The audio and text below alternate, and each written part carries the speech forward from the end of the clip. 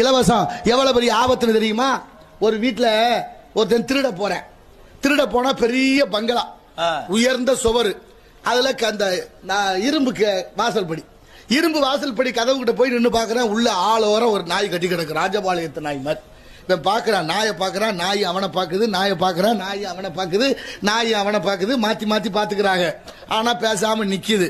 முடிவு பண்ணிட்டேன், வேற்று மனிதனை பார்த்தா நாய் நேரம் குலைச்சிருக்கணுமே, குறைக்கல. அப்ப நல்ல நாயாத்தான் இருக்கும் போல இருக்குன்னு கதவுல ஏறி அந்த பக்கமா குதிச்சேன். இப்பவும் நாய் அவனை பாக்குது, அவன் நாயை பாக்குறான், ரெண்டு பேரும் பாத்துக்கிறான், எந்த சத்தமும் இல்ல. ரொம்ப சந்தோஷம். கிட்ட போனேன், நாயும் பேசாம நிக்குது, அவனும் பேசாம நின்னேன். சரி, இதுக்கு மேல ஒரு பிரச்சனை இல்ல, ரொம்ப நல்ல நாயாத்தான் இருக்கும் போல இருக்கு அப்படின்னு உள் வீட்டுக்குள்ள போறதுக்கு அந்த கதவை திறந்து உள்ள போனேன் பாருங்க. அப்ப போய் குலைச்சிருச்சு. நாய் குறைச்சோன்னு பதறிட்டேன். இவ்வளவு நேரம் பேசாம இருந்த படுவாய் போய் நாய் இப்ப போய் குறைக்குது அப்படின்னு வேகம் வந்து, என்ன பிரச்சனை உனக்கு அப்படின்னு சத்தம் போட்டு மடியில இருந்து ஒரு ரொட்டி துண்டை எடுத்து போட்டேன். படக்குன்னு அந்த ரொட்டி துண்டை வாங்கி சாப்பிட மாட்டேன். ரொட்டி துண்டை போட்டா பாருங்க, அது சாப்பிடல. திங்க வேண்டியான ஏன் கத்துற அப்படின்னா, நாய் சொல்லுது, நான் இந்த வீட்டுக்கு சொந்தக்காரன் போல ஏதோ வழி தெரியாம இருட்டுக்குள்ள வந்துட்டேன். சரி, வந்தா வரட்டும் இருக்கட்டும் நினைச்சேன். எப்ப நீ எனக்கு ரொட்டி துண்டை போட்டியோ அப்பவே முடிவு பண்ணிட்டேன், நீ வந்து திருட வந்தவன், நீ சொந்தக்காரன் இல்ல. இலவசமா நீ ரொட்டி துண்டை கொடுத்துட்டீங்கன்னா ஒரு ரொட்டியை எனக்கு கொடுத்துட்டு நீ பல வகையா சுருட்டலாம்னு பாக்குறேன்னு யார் சொன்னது? நாய் சொன்னிச்சா. இருக்கு.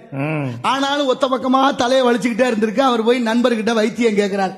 ஏப்பா ஒரே பக்கமா தலையை வலிக்குது, ஏதாவது வைத்தியம் சொல்லுவேன். அவர் சொன்னாரா, 2 குரங்கு கைய ஒடிச்சு யானை பால் கறந்து அதை தேய்ச்சிக்கையா தலைவலி போயிரும். 2 குரங்கு கைய ஒடிச்சு யானை பால் கறந்து அதை தேய்ச்சிக்கையா சரியா வந்துரும். குரங்க பிடிக்கிறதே சிரமா, அதுலயும் குரங்கு கைய வேற ஒடிக்கணும். ஒரு குரங்கு இல்ல 2 குரங்கு. யானை பாலை எப்பயா கறக்கிறது? யாரு பார்த்து கறக்க முடியும்? எவ்வளவு ஒரே மீதியா மிதிச்சு கூட முடியல. ஆனாலும் சொன்னாரு, இது அப்படி இல்ல கதை, இதுக்குள்ள மகத்துவமான அர்த்தம் இருக்கு. சித்தர் பாட்டு. இப்ப 2 குரங்குக்கு முசுன்னு ஒரு பேர் இருக்கு. கரூரை தலைநகராக கொண்டு ஆண்ட மன்னன் முசுகுந்த சக்கரவர்த்தி. முசு என்றால் குரங்கு, குந்தம் என்றால் ஆயுதம். அந்த மன்னன் குரங்காக இருந்தான் முற்பிறவியிலே. ஒரு வில்வ மரத்தில் உட்கார்ந்து கீழே இருந்த சிவலிங்கத்து மேலே அந்த குரங்கு சேட்டையோட கிளையை உழுப்பியதனால் அந்த வில்வ இலை விழுந்தது. பார்வதி வெகுண்டு பார்க்க பரமசிவன் சொன்னாராம், விழுந்தது அது அராசகமா செஞ்சாலும் விழுந்தது வில்வம் தானே, அல்வானா இனிக்கத்தானே செய்யும், அதனால அவனை வெகுளாது அவனுக்கு ஒரு வரம் கொடுப்போம்னு கொடுத்தது. மறுபிறவியிலே சக்கரவர்த்தியாக பிறப்பாயின்னு வரம் கொடுத்தாராம் சிவபெருமான். அப்படி சக்கரவர்த்தியா பிறக்கணும்னு சொன்னோடனே குரங்கு கேட்டுக்கிச்சான், ஐயா நான் சக்கரவர்த்தியா பிறந்தாலும் இந்த முகம் மாறாம எனக்கு இருக்கணும் அப்படின்னு கேட்டுக்கிட்டதுனாலதான் குரங்கு முகத்தோட குந்தம் என்ற ஆயுதத்தோட வந்த மன்னன் முசுகுந்த சக்கரவர்த்தி. எங்க கரூரை தலைநகராக கொண்டு ஆண்டான். அந்த முசுன்னா குரங்கு தானே. 2 குரங்குனா என்ன சொல்லணும்? முசுன்னா குரங்கு, முசுன்னா 2 குரங்கு.